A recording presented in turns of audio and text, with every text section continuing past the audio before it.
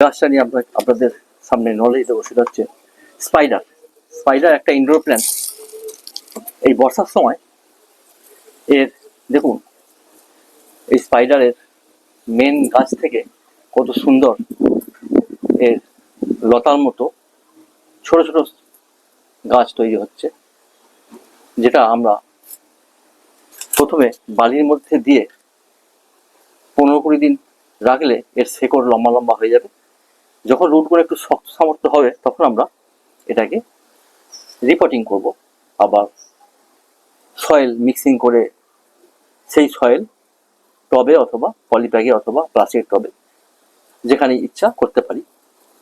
তো প্রথমেই দেখাবো এই গাছটা কিভাবে। দেখুন, এইটা মেন গাছ। এই গাছের এক একটা পলিব্যাগে 7-8টা করে গাছ আছে। এটাকেও আমরা আপরুটিং করে করতে পারি। প্রথমেই দেখাবো এখান থেকে কিভাবে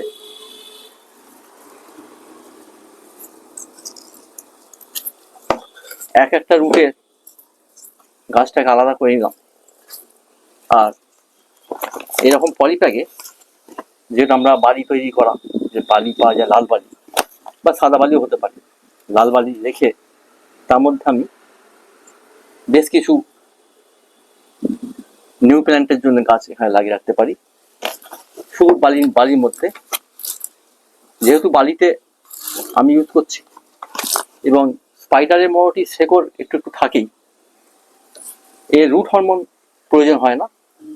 আমরা অন্য গাছের ক্ষেত্রে কাটিং করার পর রুট হরমোন লাগিয়ে দিই, দিয়ে 5-10 মিনিট সেটাকে হাওয়ায় রেখে দিই, তারপর আমরা সেটাকে বালির মধ্যে বা মিক্সিং মাটির মধ্যে দিই। এক্ষেত্রে আমরা শুধু কাটিং করব আর এই বালির মধ্যে লাগিয়ে দিচ্ছি এইভাবে।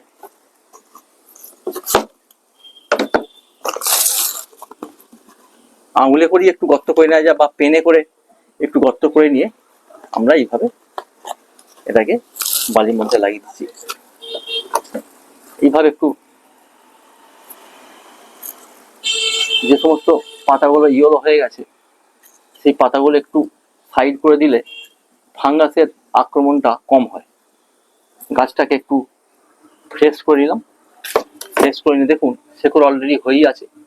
বালিতে দিলে 15-20 দিন মধ্যে রুটগুলো শক্ত হবে, আরো রুট বেরিয়ে যাবে। এইভাবে এই পলিপ্যাকের মধ্যে বালি দেওয়ার পর যে জায়গাটা আছে, মোটামুটি আমি 6-7টা গাছ এইভাবে আমি প্লেসিং করতে পারি, যেটা এক একটা গাছ এক একটা প্ল্যান্ট হয়ে যাবে। সব আমি যখন শেকড় 20 দিন পর একটু শক্ত সামর্থ্য শেকড় রুট বেরিয়ে যাবে, তখন আমি সেটাকে তুলে দেখাবো। আর রিপোর্টিং করার জন্য যে সয়েল মিক্সিং আছে, সেই সয়েল মিক্সিংটাও আমি দেখাবো কিভাবে সয়েল মিক্সিংটা করে তার মধ্যে আমরা সেটাকে পুনঃস্থাপন করতে পারি। এটা হচ্ছে স্পাইডার ইনডোর প্ল্যান্ট। এটাকে আমরা হেলদি প্ল্যান্ট বলি। এতে ডাইরেক্ট সানলাইট সকালের দিকে 1 ঘন্টা লাগতে পারে, বিকেলের দিকে লাগতে পারে। দুপুরের দিকে ডাইরেক্ট সানলাইট না পেলেই ভালো।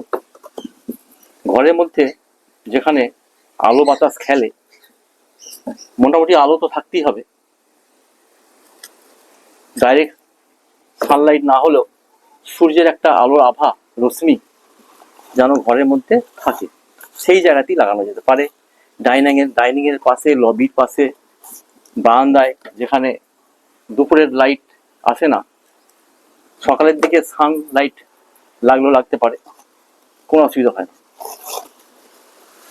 এটা থেকে প্রচুর অক্সিজেন নির্গত হয়। এটা ঘরের ওয়েদার বা এনভায়রনমেন্টটাকে হেলদি করে। আর এই গাছের ক্ষেত্রে মেনটেনেন্স খুব একটা বিশেষ প্রয়োজন হয় না, বা সারেরও বেশি প্রয়োজন হয় না। এই 20 দিন পর যখন রুট শক্ত হয়ে যাবে, রুট বেরিয়ে যাবে, তখন এটা আমি সয়েল মিক্সিং করে যে রিপোর্টিং করব বা পটিং করব, তখন পটিং করার পর আরো 1 মাস কোনো সার প্রয়োজন নেই। 1 মাস পর এতে এনপিকে 19-19-19, এনপিকে 19-19-19 একটু লাল রঙের, এটা 1 লিটার জলে 5 গ্রাম, এটা ডাস্ট পাওয়া যায়, 5 গ্রাম 1 লিটার জলে গুলে নিন। এরকম টবে, একটা টবে 1 কাপ 2 কাপ করে দিয়ে দিন। যদি আপনার কম পরিমাণ গাছ থাকে সেই অনুপাতে আপনি কমে ব্যবহার করতে পারেন। এনপিকে 19-19-19, এটা 100% ওয়াটার সলিউবল, আর এটা ব্যালেন্স নাইট্রোজেন, পটাশিয়াম, ফসফরাস। এটা একটা, এটা যদি আপনার সম্ভব না থাকে তাহলে আপনি ডিএপির 5টা দানা, 5-6টা দানা, আর 1 চামচ 1.5 চামচ গুঁড়ো সর্ষে খোল মিক্সিং করে টবের গাছের নিচে ফেলে দিলেন, যেখানে গাছে ফাঁকা আছে। এগুলো সব পটিং করার পর। এখন আমি রুট দেওয়ার জন্য আমি দিয়েছি, রুট না হওয়া পর্যন্ত, নতুন টবে পটিং না হওয়া পর্যন্ত কোনো কিছু প্রয়োজন নেই। সেক্ষেত্রে পটিং করার পরও আপনি 1 মাস পর আপনি ফার্টিলাইজার ব্যবহার করতে পারেন। যে কোনো সারের মধ্যে আপনি ফাঙ্গাস দমনের জন্য SAAF সাপ 1 গ্রাম 1 লিটার জলে গুলে স্প্রে করতে পারেন গাছের মধ্যে, যখন দেখবেন এর মধ্যে কোনো পোকামাকড় যদি আসে। আর কাকা 1 ml 1 লিটার জলে গুলে স্প্রে করতে পারেন বিকালের দিকে।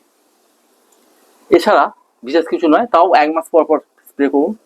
আর গাছ যখন সমর্থ হয়ে যাবে তখন এনপিকে অথবা ডিএপি সর্ষে খোল দিন, আর কিছু প্রয়োজন নেই। 1 মাস পর ফার্টিলাইজার দিন, 1 মাস পর কাকা অথবা সাপ যে কোনো একটা দিন। নিম অয়েল 3 ml 1 লিটার জলে গুলে 2 মাস পর স্প্রে করুন। গাছের পাতাগুলো খুব সুন্দর রং থাকবে, ফ্রেশ থাকবে। এইভাবে এটা ইনডোরি প্ল্যান্ট, বাইরে প্রচুর রোদে রাখলে এই গাছের পাতাগুলো কুমড়ে যায়, লাল হয়ে যায়, হলুদ হয়ে যায়। সুতরাং এটাকে ইনডোরে রাখাই ভালো। এখন আমি যেভাবে বাড়িতে লাগালাম, এটা শেডের তলায় রাখতে হবে, যেখানে আলো বাতাস থাকে, অথচ সূর্যের ডাইরেক্ট সানলাইট নেই, সেরকম জায়গায় রাখতে হবে। শেডের তলায় বা বারান্দার কোনো জায়গায় যেখানে রোদ লাগে না, সেই জায়গায় রাখতে পারেন। ডার্ক প্লেসে রাখা যাবে না। ডার্ক প্লেসে কোনো গাছেরই সালোক সংশ্লেষ যে বলি আমরা, সেটা তৈরি হয় না, গাছ নিজের খাবার ঠিকভাবে করতে পারে না। সেই জন্য ডার্ক প্লেসে কোনো ইনডোর প্ল্যান্টই রাখা যায় না। এই হচ্ছে ইনডোর প্ল্যান্টের স্পাইডারের কাটিং এর ব্যাপারে বললাম। এই একটা পদ্ধতি। আর একটা পদ্ধতি আমি দেখাবো, সেটা হচ্ছে এই যে গাছে, আমার এই গাছগুলো 3-4 মাস আগে আমি একবার এরকম লাগিয়েছিলাম। এটা যদি শেকড় থাকে, সেই জন্য আপনি বর্ষাকাল ছাড়াও শীতকাল বাদে সবসময় এটাকে পটিং করতে পারেন, যেহেতু এর শেকড় অলরেডি হয়ে যায়। দেখুন এইভাবে যখন এর লতার মতো বেড়ে যাবে, তখন এর অলরেডি শেকড় থাকে। আর এই গাছটাকে আমরা তুলে আমরা আবার এটাকে ডাইরেক্ট মাটিতে লাগাতে পারি, সয়েল মিক্সিং করে, অথবা এই যে গাছটা আছে এটাকে 2 ভাগ করে নিলাম।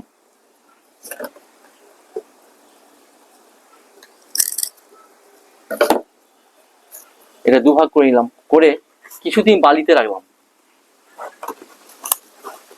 10-15 দিন বাড়িতে রাখলে শেকড়গুলো খুব তাড়াতাড়ি বেড়ে যায় এবং শেকড়গুলো খুব তাড়াতাড়ি গ্রোথ হয়ে যায়।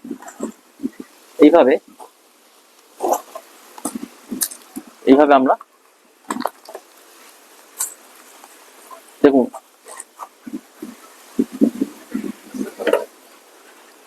আলাদা আমরা নিউ প্ল্যান্ট তৈরি করার জন্য আমরা এইভাবে, শেকড় অলরেডি আছে, এটাকে আরো শেকড়ের শেকড় হওয়ার জন্য আমি বালিতে রাখলাম। এটা ডাইরেক্ট সয়েল মিক্সিংও করা যেতে পারে, তাতেও হবে।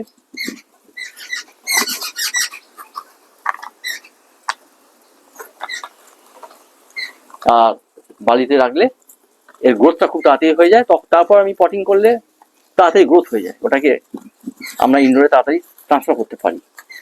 এইভাবে কোনো ছায়া জায়গায় রেখে দিয়ে তারপর যখন পটিং করব, পটিং করার সময় সয়েল মিক্সিং করে যখন লাগাবো, সয়েল মিক্সিং করার পর 7 দিন কোনো ছায়া জায়গায় রেখে দিন। তারপর আপনি কোনো ভালো পটে, মাটির পটে রং করে লাগাতে পারেন, যেহেতু ইনডোরে রাখবেন। প্লাস্টিক কালারিং পটে করতে পারেন। পটের ক্ষেত্রে আপনি নিচে আমরা যেভাবে ড্রেনেজ হোলের উপর একটা খোলামকুচি বা ওই টপ ভাঙা বা পাথর দিয়ে একটা লেয়ারে, তারপর একটু বালি দিয়ে, তারপর ওই মিক্সিং মানে সয়েল মিক্সিংটা দিয়ে তারপর পটিং করি। সেটা আমি আগে অনেক ভিডিও দেখিয়েছি, সেটা পরে দেখাবো। এই ছিল আজকের নলেজ। যদি ভালো লাগে সাবস্ক্রাইব করে পাশে থাকবেন। পরবর্তী ভিডিওতে আবার আসবো। আপনারা সকলে ভালো থাকুন, সকলের সুস্থ কামনা করি, সকলে ভালো থাকুন। ধন্যবাদ, থ্যাংক ইউ।